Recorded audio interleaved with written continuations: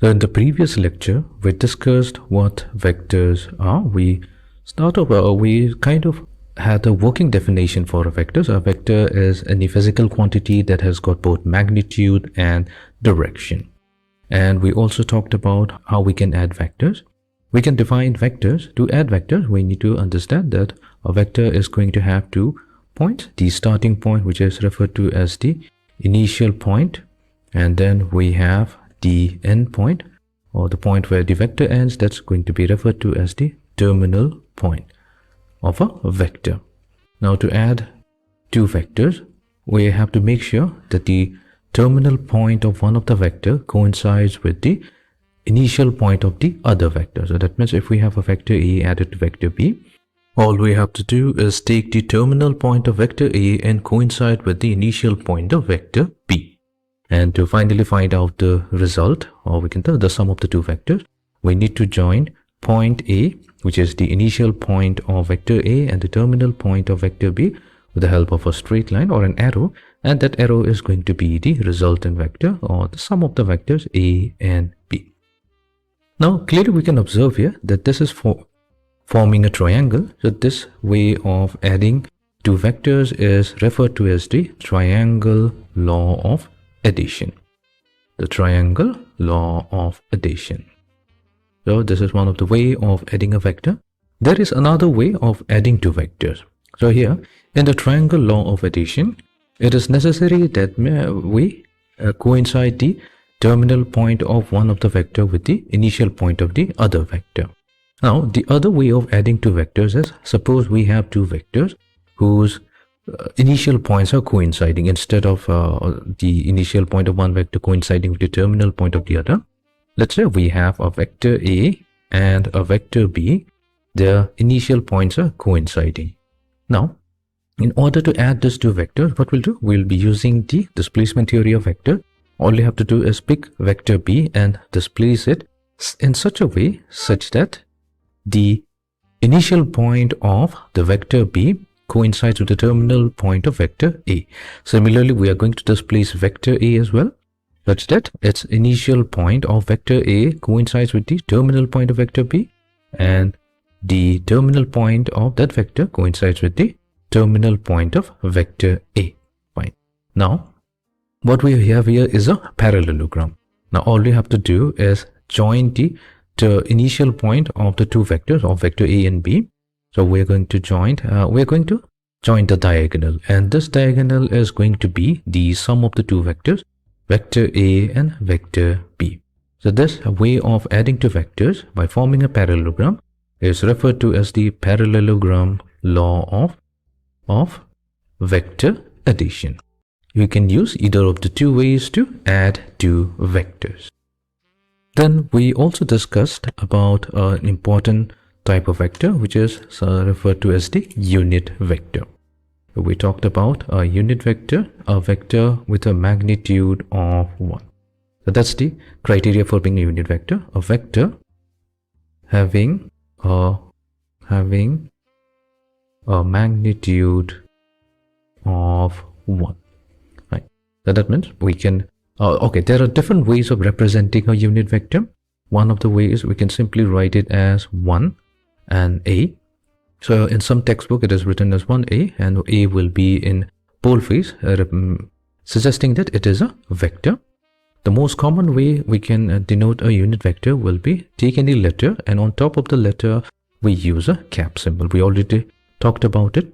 There are some other textbooks which uses the letter E, and on top of it we put a cap. So this can be also one way of representing a unit vector. Okay. Today we're going to extend this idea of unit vector into 3 different types of unit vectors. Okay. For this, we will start with a 2-dimensional coordinate system. Let's talk about the 2-dimensional coordinate system. This is a system that contains 2 of the axes, the x-axis and the y-axis. So we'll be considering the 2 axes, the x-axis and the y-axis, which are perpendicular to each other. That means it forms an orthogonal system, and this is going to be the 2-dimensional Cartesian plane. And these 2 axes meet at the origin point O. Now what we'll do, we're going to consider a vector, and this vector is drawn in such a way such that its initial point of the vector coincides with the origin of the axis. And then let's draw the vector. We have the vector A, and let's say the terminal point of the vector is at point P. Now we are going to define two quantities, two unit vectors. Now here, as we can see in this particular diagram, we can ask the question how much of the vector A is along x-axis and how much of the vector A is along y-axis. Because from this diagram, it's evident that it's lying somewhere between x-axis and the y-axis. So our goal will be to find out the amount of A vector that is along x-axis and the amount of A that's along y-axis. Because in this combination, we can, if we know the information how much of A is along x and how much along y, we can actually rebuild the given vector A. Fine. So we're going to introduce two important types of vector. One will be the letter I, in lowercase with a cap on top of it. So the cap symbol tells us that this is going to be a unit vector. It has a name. This is going to be the unit vector along x-axis. And then we're going to introduce another letter J with a cap on top of it. This is going to be the unit vector along the y-axis. So whenever we see I cap or J cap, it simply tells me that there is a vector along the x-axis. And J cap means there's some vector along the y-axis. Now recall from our previous lecture, we discussed how to define a unit vector. All we have to do is take some scalar. Let's say we have the scalar x and we're going to multiply it with some unit vector A cap. Then what happens? Since unit vector has a magnitude of only 1, so that means the magnitude of x is going to stay as x, but it's going to get the new direction, and its direction will be exactly that of the unit vector. Let's drop a vertical line from the point P along the x-axis. Now this particular portion, let's call it OA. What is OA here? OA is nothing but the projection of A vector on the x-axis. That's it. I mean, we can say the sum of the portion of A vector is along the x-axis, and this will be given in magnitude as OA. Then we're going to drop another perpendicular from the same terminal point of vector A, that is point P, on the y-axis. Let's say it meets at B. Here OB is now going to be the projection of the same vector A, but will be on the y-axis. That we're defining it. Now, OA and OB being scalar quantities, now we can convert it into a vector. So how do we convert it into a vector? We'll use the definition of the unit vector. So we take the scalar OA and multiply it with the unit vector I cap. So OA multiplied to I cap, it becomes now a vector, which is simply OA vector. So this is going to be also referred to as the vector component. Vector component, that means some portion of the vector A of A along the x-axis. Along the x-axis. As I already mentioned, whenever we see I cap, it simply tells us that we have a vector along the x-axis. Then if we multiply the magnitude OB with J cap, this is going to give us a vector OB vector. Then this is going to be the vector component of A along the y-axis. So now we have two vectors. One is the OA vector along x-axis, and we have OB vector along y-axis. Now if we use the triangle law of vector addition, what is OA vector added to OB vector? So here OB vector is exactly equals to AP vector. We can say here OB vector is equals to AP vector, because they have the same direction, they have the same magnitude. Now we are adding OA vector with AP vector, and that should give us the vector A. So we can say that A vector can be also expressed as the sum of OA vector plus OB vector. This is obtained from the triangle law of addition. From the triangle law of vector addition. Now, what we can do? We can replace OA vector with OA I cap and OP vector with OBJ cap. Now, let's try to understand. All we have done is we replace this value, but there's an advantage of writing in this fashion.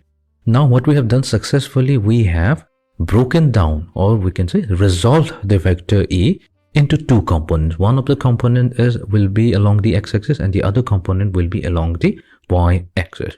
So here, let's try to understand. This is the vector component along x-axis. This is a vector component if we consider OA and I cap. And this will be the vector component along y-axis. And what is OA?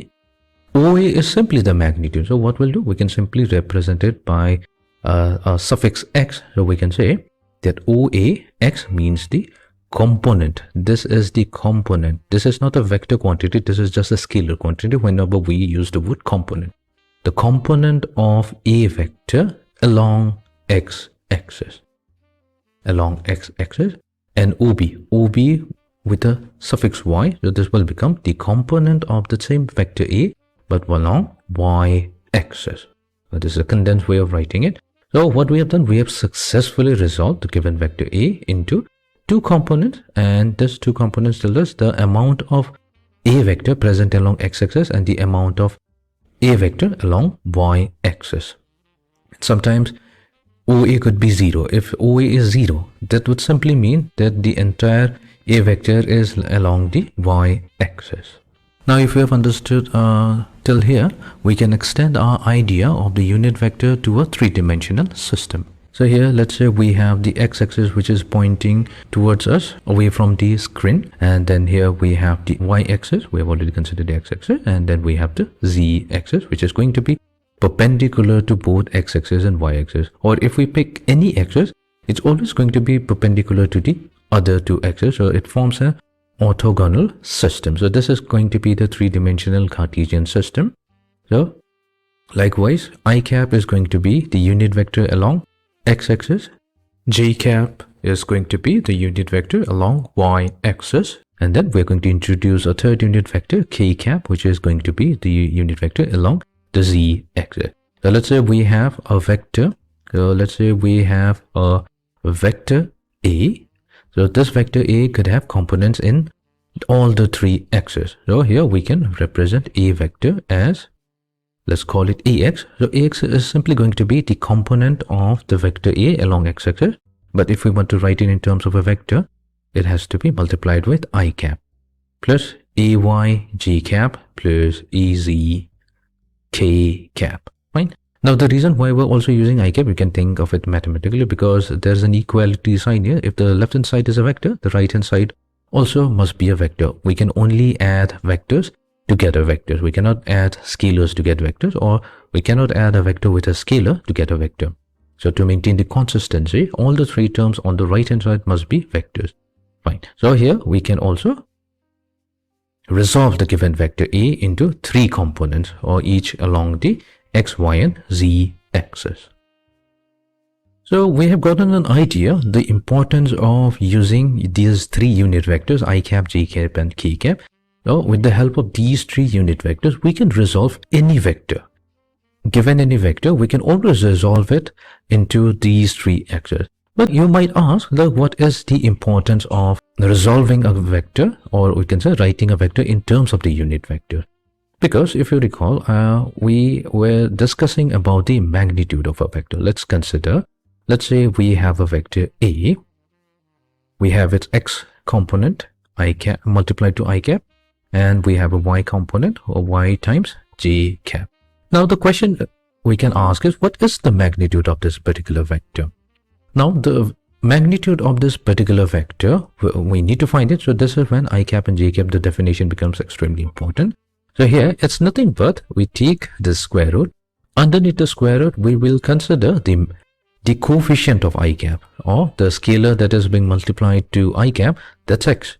We take that value x, we square it, and then similarly we take the square of the component of the y component of that vector A. Since this is y in our case, we take the value and then square it and add it to x squared, and that's going to give us the magnitude. So to better understand it, let's go to the previous diagram. So here we have the vector A resolved into two vectors. One is the OA vector and the other is the OB vector. Now clearly we have OAP, the right angle triangle. We can use the Pythagoras theorem in order to find out the magnitude of this particular vector A. All you have to do is use the Pythagoras theorem, which is OA squared plus AP squared, and that's going to be equals to square of the magnitude of the vector A. Now, since we are getting a square of the magnitude, let me write it down here. So here, the absolute value of A, which is the magnitude of that vector A square, will be equals to OA vector, but we are considering only the magnitude squared, added to AP vector squared. So this is where we actually got the from the Pythagoras theorem, we are getting the square root value because we only need the magnitude. We don't need the square of that magnitude. We will take the square root on both sides and we're going to take a positive square root. So that's going to give us the square root of absolute value of OA, the square, and absolute value of the vector AP, and then square it. Okay.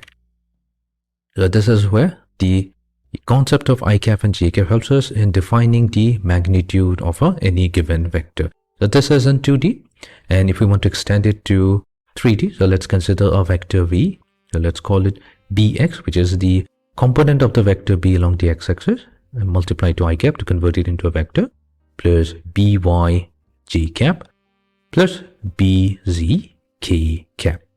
Then the magnitude of this particular vector b will be simply defined as, take the square root, underneath the square root we take each of the three components along x, y and z axis, square it, and then add it to each other. So we have bx squared plus by squared plus bz squared.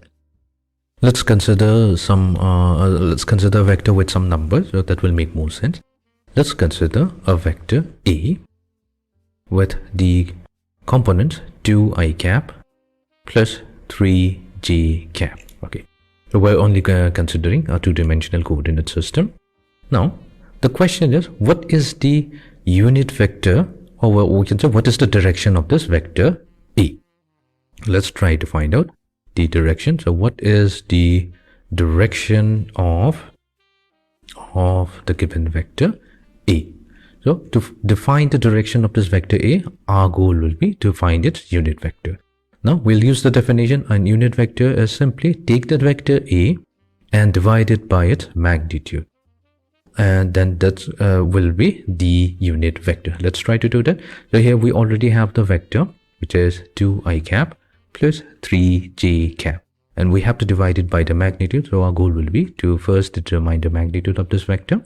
We use the definition. All we have to do is take the square root. So underneath the square root we take the square of 2 and add it to the square of 3.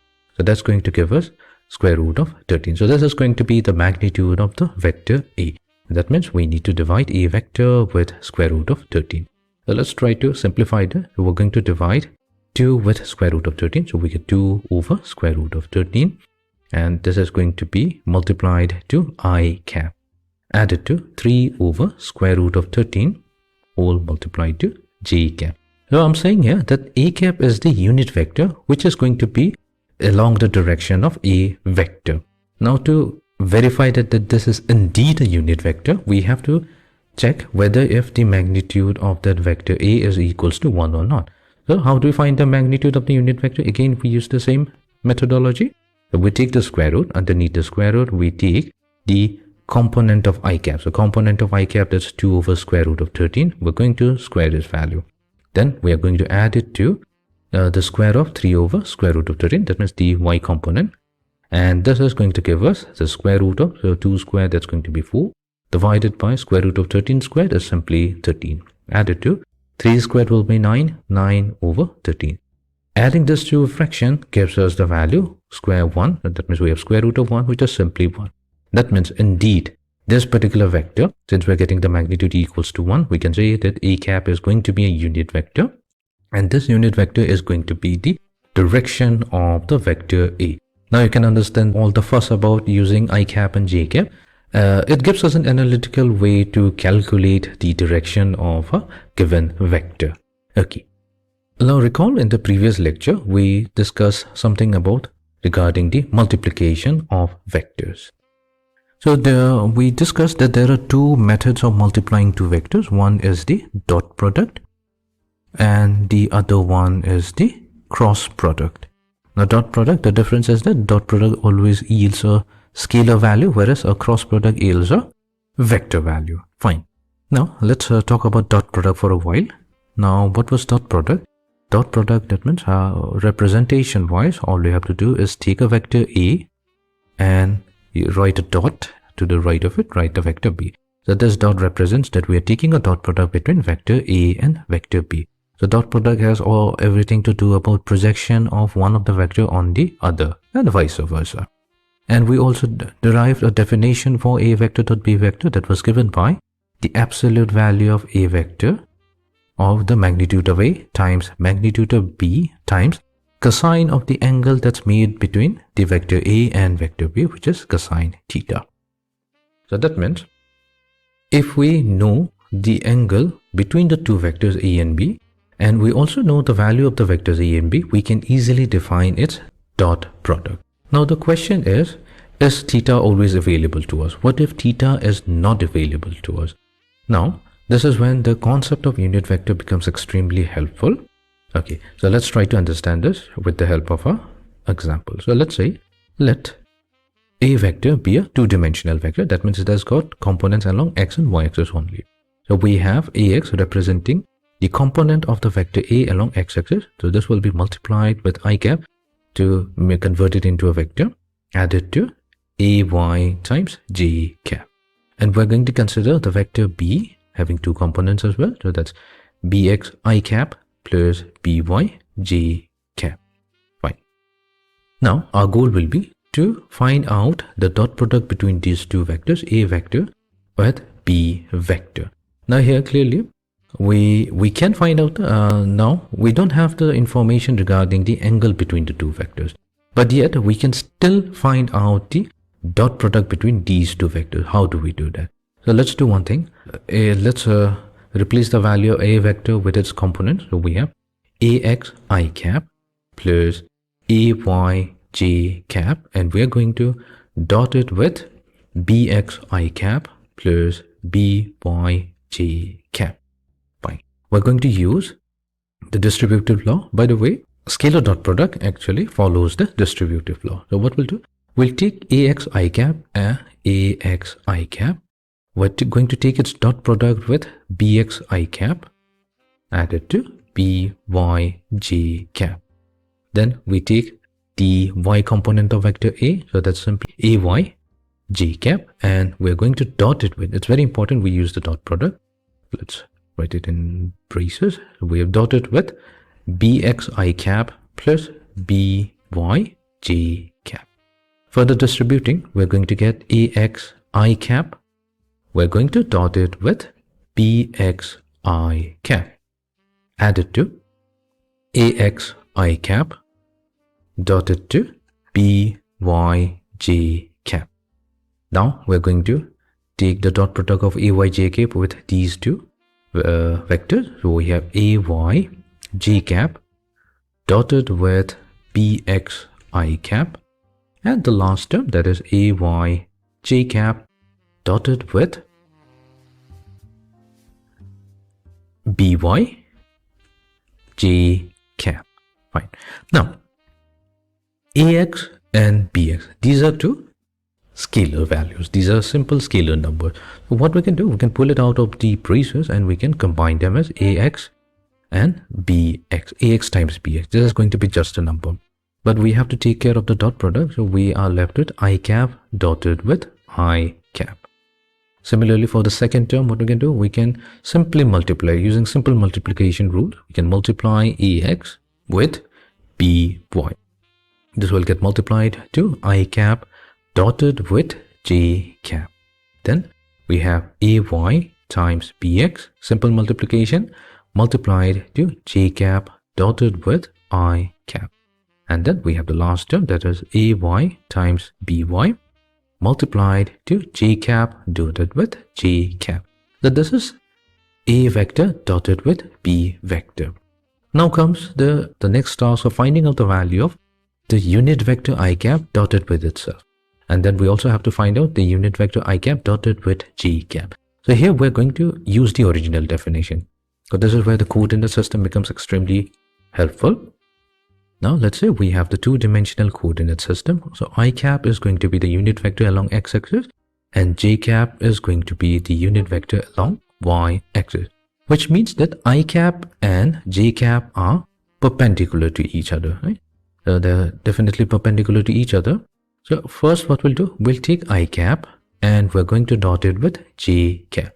So if we use the definition of the scalar dot product, so what we'll need? We'll need to take the magnitude of I cap, multiply to with the magnitude of j cap, and then we need the cosine of the angle between both of them. Now since they're perpendicular to each other, the angle is simply going to be 90 degree.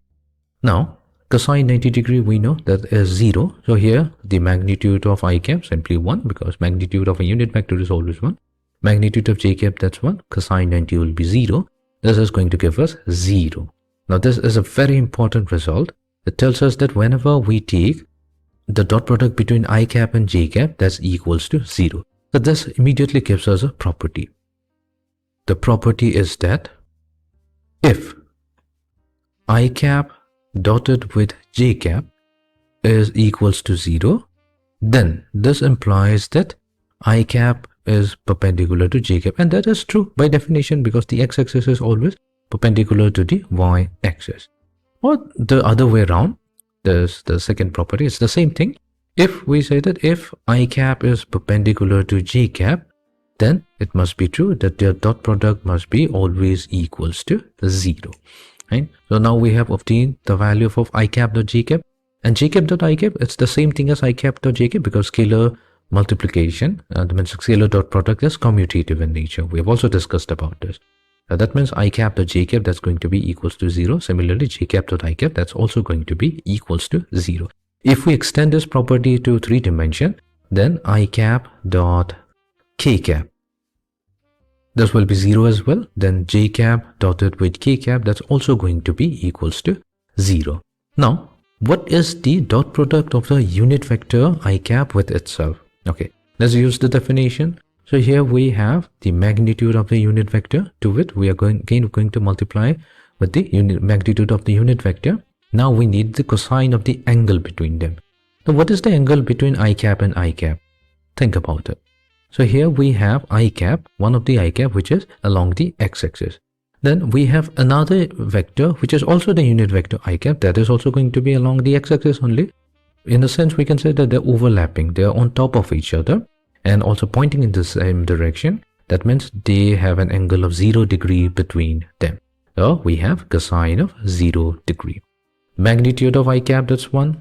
Magnitude of I cap, again that's 1. Cosine of 0, we know its value is 1. So this gives us a value 1. So this gives us the next important result. That means whenever we take a unit vector and dot it with itself, the value is always going to be equals to 1. Similarly, we can say that j cap dotted with itself is going to be equals to 1, and k cap also dotted to itself is going to be equals to 1. So now we have our value. So let's use this value in this particular expansion of the dot product. So now we have ax multiplied to bx. So I cap dotted with I cap, that was going to be 1. Plus we have ax times by. So I cap dotted with j cap, that's going to be 0. Then we have ay times bx. So that's multiplied to j cap dot I cap, so that's going to be 0. And then we have ay times by, j cap dot j cap, that's going to be 1. So the second term and the third term vanishes. We're only left with the first and the fourth term. Let's write it in a simplified form. So we have ax times bx added to ay times by. So this is going to be the dot product between two vectors a and b. As we can see here, ax is a scalar value. There is no I cap anywhere in this expression. Similarly, there is no j cap we can see here. So clearly, ax multiplied to bx, this is a scalar value. We have ay times by, this is also going to be a scalar value. So we're adding to scalar value to get what? A scalar value only. And this is one reason why we can say that we are always going to get a scalar value whenever we take the dot product between two vectors. So let's take an example. So let's say let a vector be equals to 3i cap minus 4j cap. B vector, let this be equals to 2i cap plus j cap. Let me take the z component of the vector b as well. So we have 3k cap.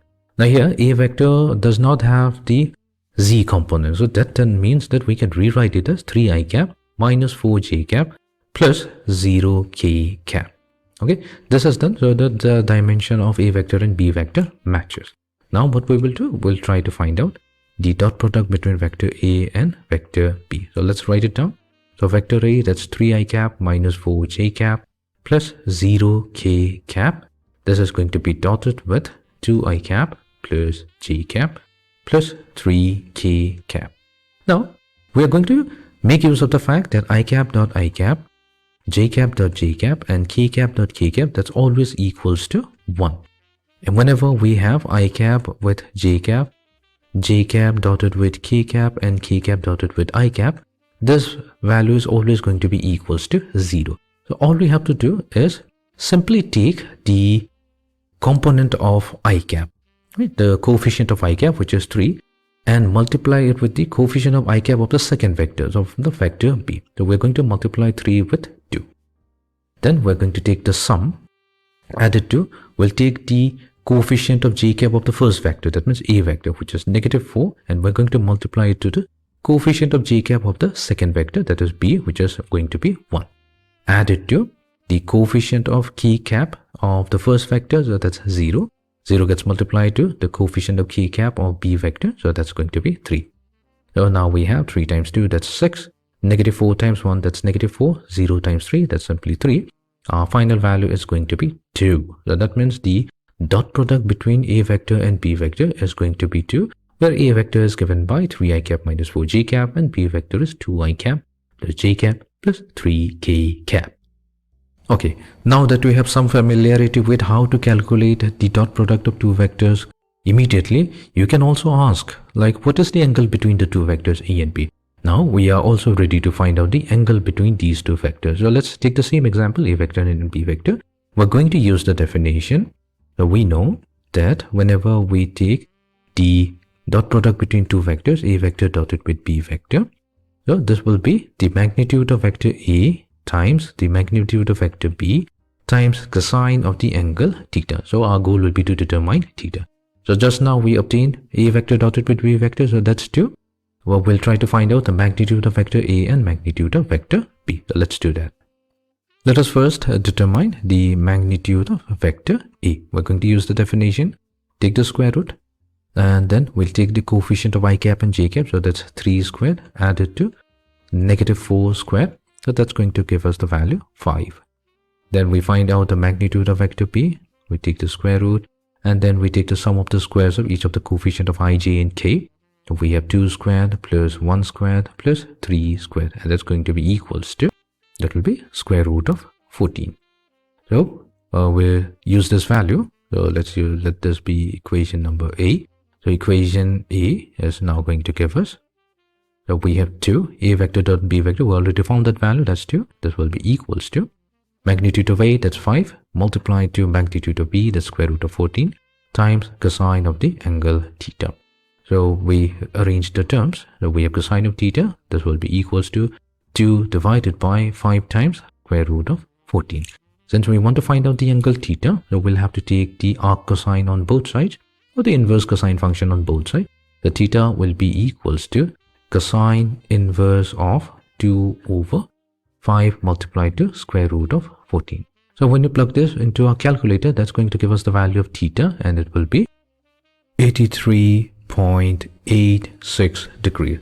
So that means we have an angle of 83.86 degree between a and b. So now we have successfully obtained the angle. We have also obtained the dot product between the two vectors. Okay. Now, using the idea of the unit vector, now we will move on to the next type of product, which is the cross product. So we have the second type of the product of two vectors, which is the cross product. We have to take a vector a, cross it with vector b. So here we use the definition of a cross product, that is, we take the magnitude of vector a and then multiply it to the magnitude of vector b, and this will get multiplied to sine of the angle between the two vectors. But all of these three are scalar quantities, so that means in order to make sense of it, because on the left hand side we have a vector, we need a vector on the right hand side as well. We're going to multiply it with a unit vector n cap, with the condition that n cap is perpendicular to the vector A and n cap is also perpendicular to the vector B, and A vector and B vector must lie on the same plane. Must be on the same plane. So that's a criteria to define the cross product between two vectors. But we need a working formula. Okay, this formula is fine, but we need another analytical way to calculate the cross product of two vectors. So let's say we have the two vectors given by, let A vector be equals to, let's use the same example as the previous one. So here we had A vector equals 3i cap minus 4j cap and B vector equals 2i cap plus j cap plus 3k cap. So our goal will be to find out A vector cross with B vector. So here what we'll do, we're going to use the concept of a determinant. So let's try to understand how a determinant looks like. I hope you are familiar with the concept of a determinant, but I'll quickly walk you through it.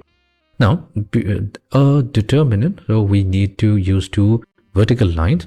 Now here, what's the dimension of vector? Dimension of vector means vector A has 3 components, although there is only I cap and j cap here. The z component is 0 here because B vector also has got 3 components. So it's necessary that when we're defining a determinant, the order must match. That means the order of vector A must be equals to the order of vector B. Both of them must be of the same dimension. Okay. Now a determinant is going to consist of rows and columns. So there are going to be 3 rows and 3 columns. So it's going to be a 3 by 3 determinant. In the first row, we are only going to use the unit vectors. So in the first row, and this is going to be the first column, we use I cap. Then in the second, in the first row, but in the second column, we're going to use j cap.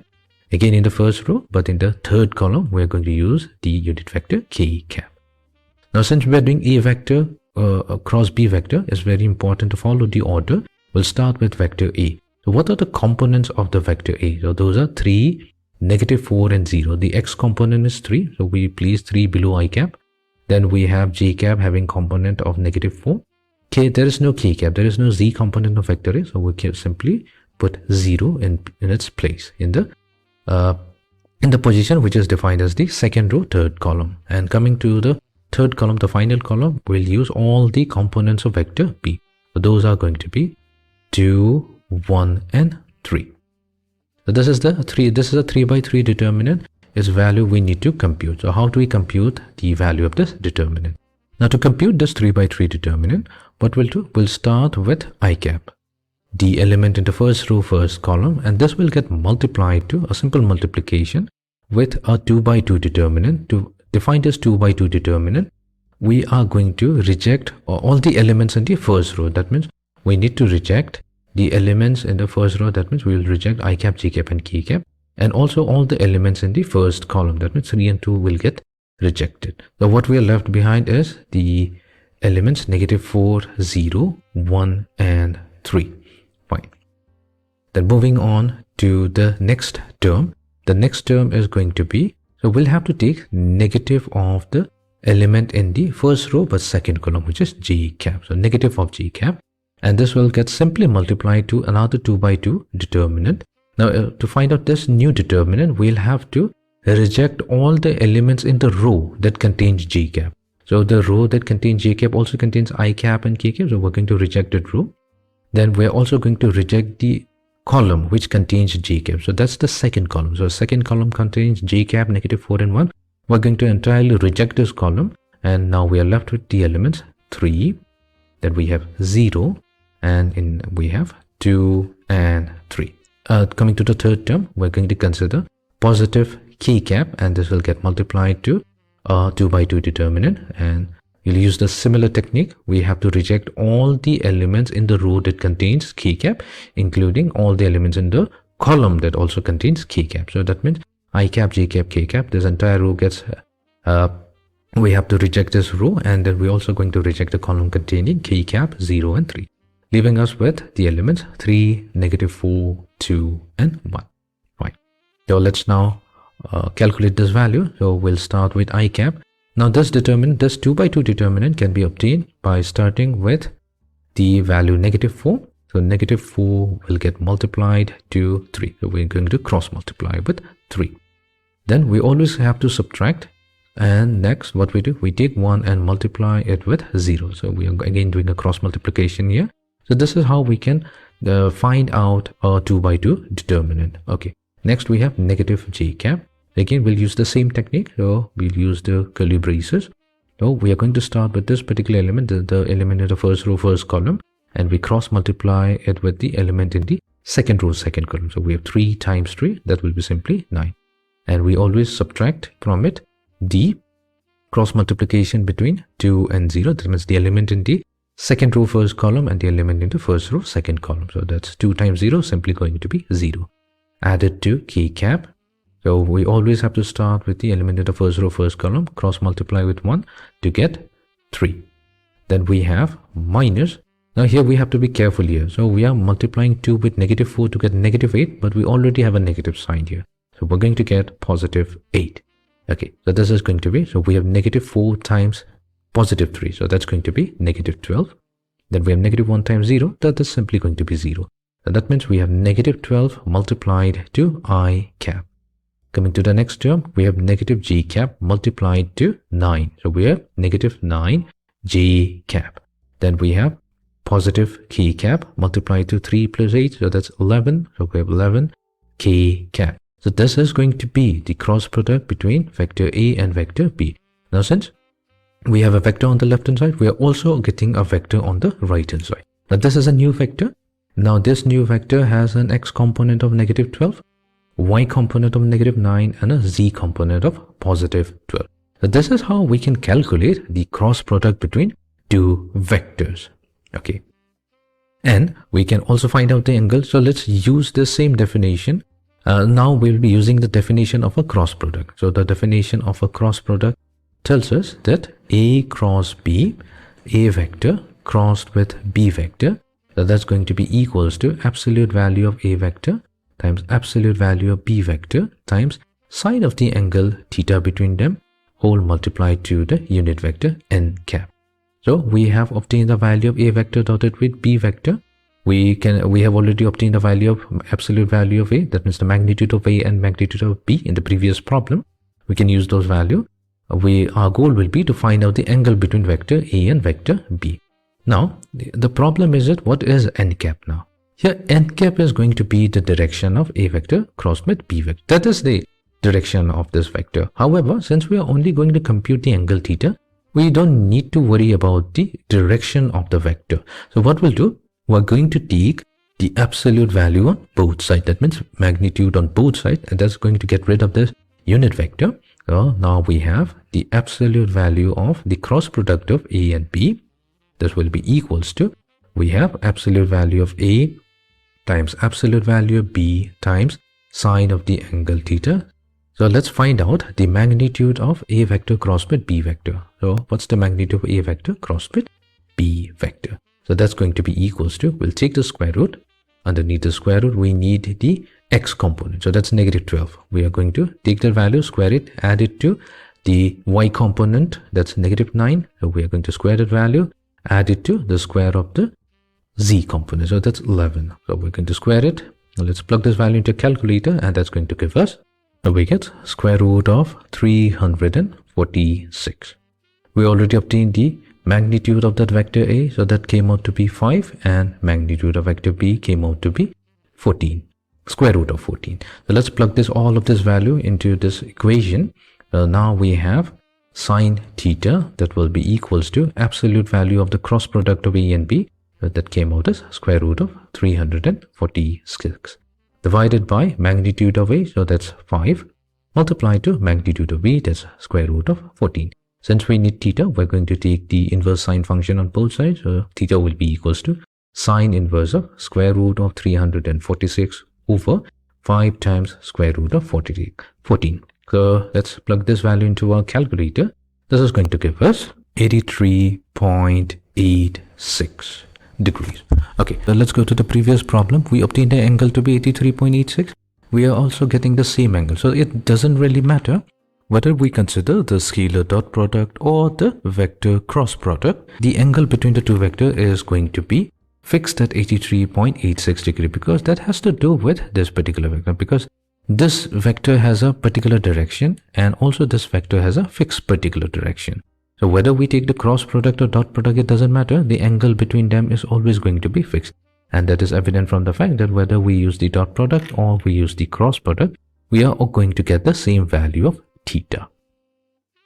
So now we can understand the importance of using the unit vectors to define a dot product and a scalar product. Okay, now all this time we have only taken the dot product between two vectors.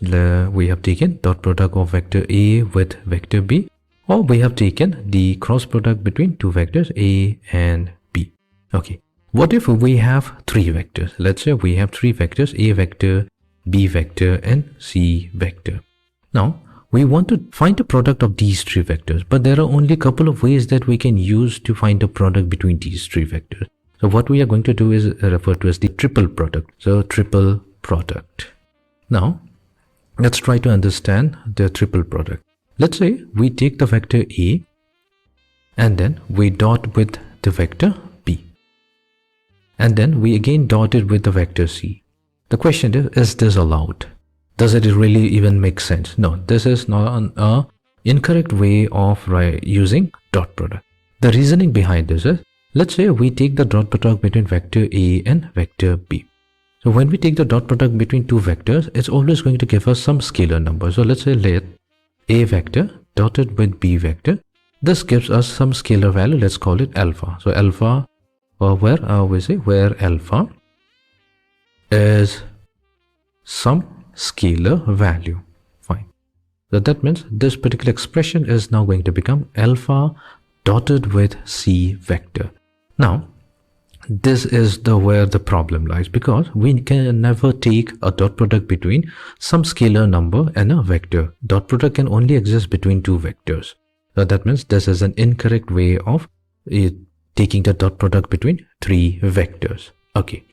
So, but what about the cross product between three vectors? Can we do that? Can we take the cross product between three vectors, A vector, cross B vector, cross C vector?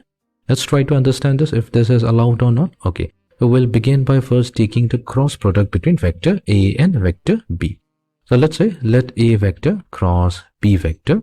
Or we know that whenever we take the cross product between two vectors, it's going to give us a new vector, and that new vector is going to be perpendicular to the plane containing A and B. Fine, so it's a vector, new vector. So that means we can now rewrite the expression as D vector cross D vector. So we're taking the vector D vector and crossing with C. Now that is completely allowed, because we know that whenever we're taking the cross product, we can take the cross product between two vectors. That is allowed. So that means these kind of products are allowed. So that means we can also do A vector crossed with B vector cross C vector. So this is also allowed. So there are some specific ways of taking triple products. A vector cross with B cross C, or we can take another way is A vector cross B vector crossed with C vector. Next, now let's take this instance. We take A vector dotted with B vector, and then we are going to take its cross product with C vector. Is this allowed? Again, this is not going to be allowed. The reasoning is that dot B vector, this is simply a scalar value alpha. So what we are doing is alpha cross with C vector. That means we are taking the cross product between a scalar and a vector, which is not allowed by definition. So such kind of vector multiplication is not allowed. What if? Now what if we take the cross product between vector A and vector B, but we are dotting with the vector C? Is this allowed? Yes, this is allowed. The reasoning is this, because when we take the cross product between two vectors A and B, that's going to give us a new vector D, and we can take this vector D and dot it with the vector C. This is allowed because we can take the dot product between two vectors. So that means this kind of taking the product between three vectors is allowed. So here what we have the vector A, we have dotted with B cross C. So this is allowed. So this is another kind. So this is what is referred to as a scalar triple product. This is called a scalar triple product. Let's think about it, why the name scalar has been used. How do we even know that's a scalar triple product? Although it's a allowed triple product, but it's going to be a scalar triple product. That's because, well, A cross B, that's a vector. We are crossing with another vector, and we know that the result of taking the dot product between two vectors always gives us a scalar value. This is giving us a scalar value, and hence the name scalar triple product. And for the previous two cases, here what we have is we are getting the result in terms of a vector. So this is going to be a vector triple product. So we can have this possibility of vector triple product either this way or this way, and we have a scalar triple product. Okay, so how do we now that we know scalar triple product or vector triple product exists, how do we calculate it? So let's start with the scalar triple product. Scalar triple product. So let's say we have three vectors. Vector A. So vector A, we are going to write in terms of its component as ax I cap plus ay j cap plus az k cap. Then we have the vector B. Vector B also expressed in terms of its component as bxi cap plus byj cap plus bz k cap. Then we have the vector C. The vector C will be given by cxi cap plus cyj cap plus czk cap. So these are the three vectors. We want to define the scalar triple product, which is given by A vector. We are going to dot it with B vector cross C vector. Fine. Let's think about it. So we have A vector. This is going to get dotted with B cross C vector. We have already defined B cross C vector in terms of a determinant, which is given by I cap, j cap, k cap. And here in the second row, we have components of B. So that's bx, by, and bz. And then we have in the third row, the components of vector C, cx, cy, and cz. Now, when we take the dot product between this vector and this determinant, so all you have to remember is in the first row, we had I cap, j cap, k cap. So that will get replaced with the components of the vector A. So we have ax, ay, and az. Then we have in the second row, bx, by, bz. Third row, we have cx, cy, and cz. Fine. So we can also change the order. So let's say we have the vector B dotted with C vector cross A vector. So how do we represent it in terms of this determinant? So all we have to do is take a 3 by 3 determinant. In the first row, we're going to consider the components of this vector B. So we'll have bx, by, bz. Then in the second row, we have components of vector C. So that's going to be cx, cy, cz. And in the third row, we have components of vector A. So that's ax, ay, and az. So if you're familiar with the computation process of determinant, which is similar to the one that we worked while computing the cross product between two vectors, so we can expand this, and that is going to, and we know our determinant always gives us a scalar value. So the result is always going to be some scalar value. Now, if we want to understand this geometrically, this is actually a volume. This gives us a volume. So this is also referred to as a volume of a parallelepiped. Let's try to understand what a parallelepiped is. That is also going to help us visualize what's a scalar triple product also mean. So let's say we have a vector A, and then we have another vector B. So the initial point are coinciding. That means they are making an angle theta with them. So here, what we'll do, we will form a parallelogram out of it. So this is going to be a parallelogram, and the area of the parallelogram is nothing but the area given by A vector cross B vector. If we take the magnitude, this gives us the area of a parallelogram. Area of a parallelogram, which is this particular parallelogram. Fine. Now what we'll do, now that we have this particular parallelogram, we're going to take a vector C. Now vector C is going to be drawn in such a way such that it's going to make some angle to both the A vector and B vector. Here we are considering that A vector and B vector is going to lie on the same plane. So we can take of it as a tabletop. On top of the tabletop, we have vector A and vector B lying. Fine. Now what we are doing, we're taking the cross product between vector A and vector B. So that is going to give us the unit vector or we can say, let's call it unit vector, or the vector which is going to be perpendicular to both A vector and B vector. Now what we do, we take the third vector C vector, and we're going to take the dot product between this C vector and the vector D vector. This is actually D vector, which is the vector obtained by taking the cross product of vector A with vector B. So we're taking the dot product between C vector and D vector. That means, of course, this is also going to be having some angle. Now what is this? Actually, graphically, it means that we are considering a parallelepiped. So this is a parallelepiped, and we are trying to find out the volume of this parallelepiped. So that's what it means when we say that here what we have done here, we have taken C vector and we have dotted it with A vector cross B vector. This is going to be the volume of the parallelepiped. Parallelepiped. Now, at last, we are going to talk about the vector triple product. So we have the vector triple product. Now, what we're going to do, we're going to use only one particular vector triple product. Although I showed you two ways, we're going to use A vector crossed with the vector cross product B cross C.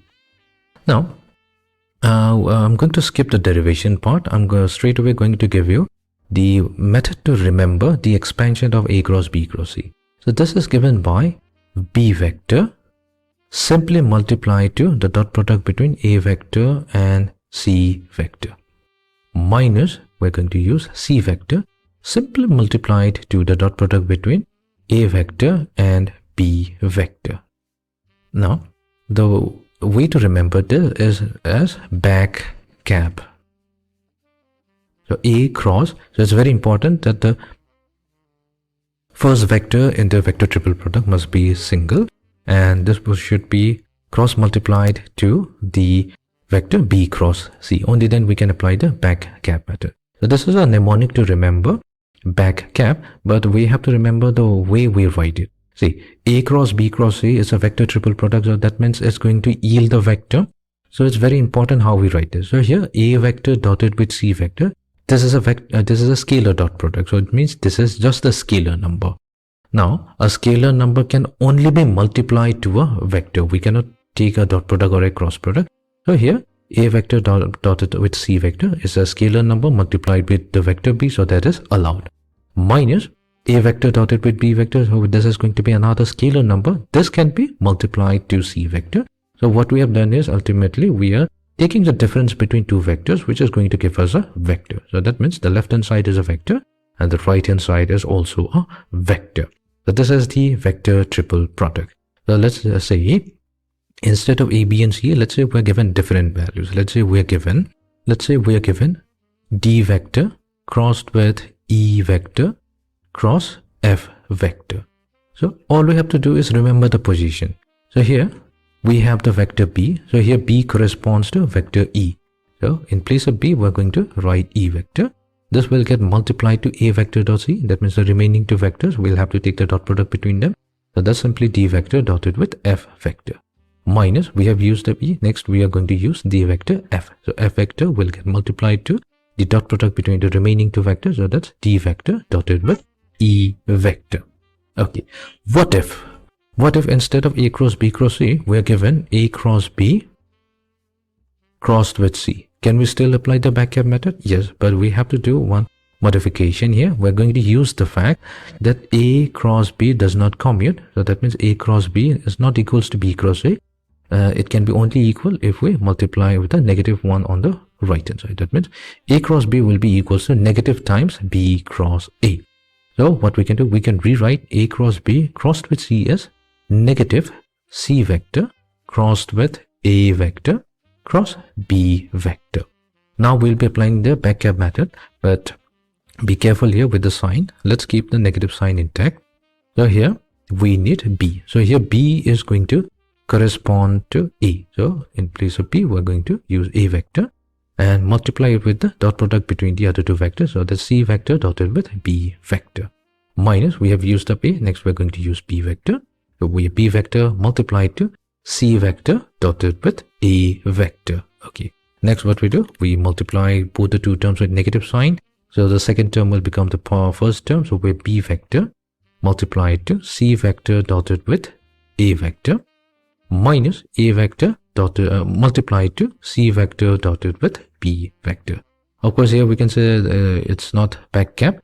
So it's better not to remember this particular vector triple product. I suggest only to remember this particular way of writing this vector triple product. A vector crossed with B cross C. So we have to remember the back cap mnemonic. So this is the end of today's lecture. We have talked a lot. So in the next lecture, which is going to be a tutorial section, we're going to pick up few numericals that is going to help us establish the ideas that we have covered in lecture 1 and lecture 2. So see you in the next lecture.